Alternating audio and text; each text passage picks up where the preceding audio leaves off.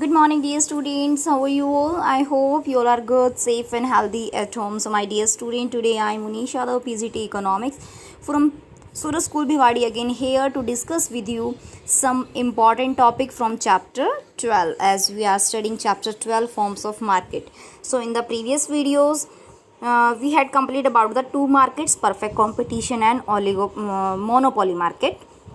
Today our topic is third market, and the third market is monopolistic market, monopolistic competition, monopolistic market. So my dear student, what is that this market? It is that market in which large number of buyers, large number of sellers are available. Okay, and every seller selling their different product at different price. It means यहाँ price भी अलग अलग होगा, product भी अलग अलग होगा. And बेटा this shows the actual markets which we observe around us. It means जो हमारे आसपास हम जो भी मार्केट देखते हैं ये उस मार्केट की पिक्चर को शो करता है. Suppose we need a pen, अगर हमें एक पेन भी चाहिए, so there are the several brands of pen and according to our preference we can buy it. और अपनी चॉइस के अकॉर्डिंग हम उसे खरीद लेते हैं. So it means there are the several choices are there. बहुत सारी चॉइसेस हैं, ब्रांड्स हैं, नेम है जिनको आप जानते हो. Okay, so monopolistic market is a actual market. Okay, so what is this market? So have a look for the meaning. It is a form of market in which there are many sellers of the product, but the product of each seller is somewhat different from that of the others. सबका product क्या होगा, अलग अलग होगा. There are many sellers selling a differentiated product. Differentiated means quality, color, shape, size, सब कुछ अलग अलग होगा. Product differentiation is generally achieved through the trademark और brand name. सबका brand name अलग अलग होगा, trademark अलग अलग होगा. So firms producing different brands of toothpaste जैसे Colgate, Close-Up, Pepsodent, etc. Monopolistic competition combines the features of monopoly and perfect competition. Okay, trademark gives the monopoly power to the firm. On the other hand, since many firms are producing commodity like toothpaste, there is a competition in the market. Okay, और there are the partial control over price, यानी कि सब अपनी मर्जी से price को बहुत कम या बहुत ज़्यादा नहीं कर सकते. सपोज किसी का जो प्राइस प्रोडक्ट है वो 10 रुपीज़ में एक पेन अवेलेबल, और सेम वैसा ही पेन अगर आपको 50 रुपीज़ में मिल रहा है तो why you will by it. आप उसे क्यों खरीदोगे? Because it is very high available at very high price. So price अगर हम रखते हैं अपने प्रोडक्ट का जो कि एक सब्स्टिट्यूट प्रोडक्ट है, यानी उसकी जैसा मार्केट में दूसरा प्रोडक्ट भी अवेलेबल है, तो भी अपना प्रोडक्ट नहीं सेल होगा.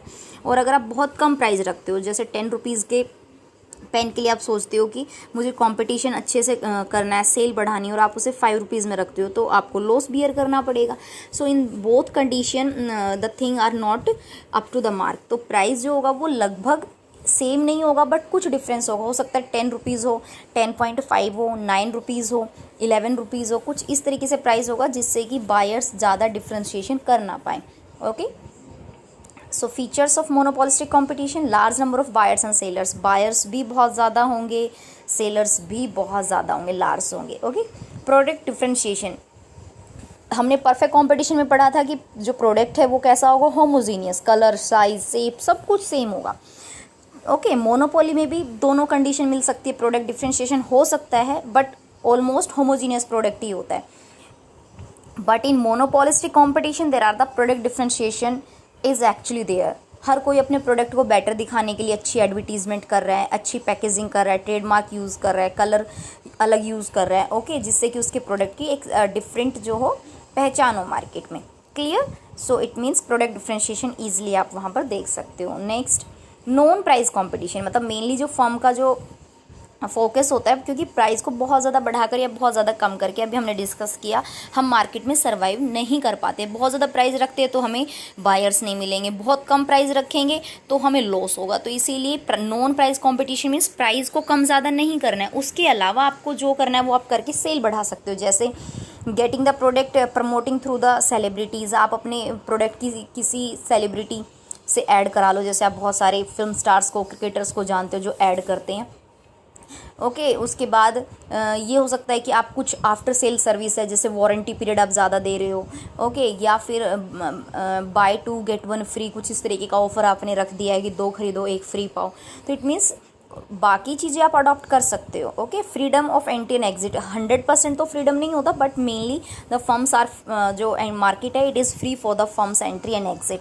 Lack of perfect mobility, it means the production factors are not completely aware about the market condition. Okay, lack of perfect knowledge, buyers and sellers are not aware about the types of product and their prices. हर तरीके के product को हम use करके नहीं देख सकते, तो उसका प्राइस भी हमें लगभग नहीं पता होता है. तो यहाँ लैकिंग ऑफ नॉलेज होती है. लोग यानी कि कंज्यूमर जो है वो ज़्यादा अवेयर नहीं है प्रोडक्ट्स के बारे में. Okay, so my dear students, here are the some features of perfect monopolistic competition.